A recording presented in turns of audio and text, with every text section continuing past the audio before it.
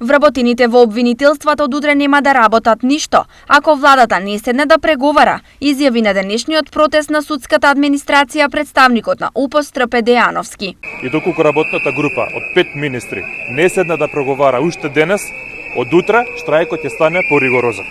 До сега се работеа само итните неодложни работи, како претреси, притвори и неодложни жалби, а од утре нема да се работи ништо.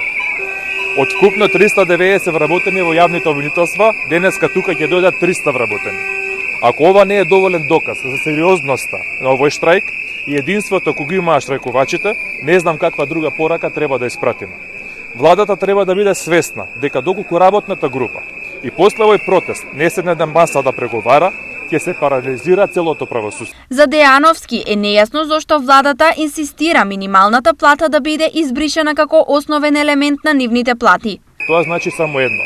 Кога во март месец идната година ќе порасне минималната плата, ниту еден од овие вработени нема да добие усогласување со минималната плата.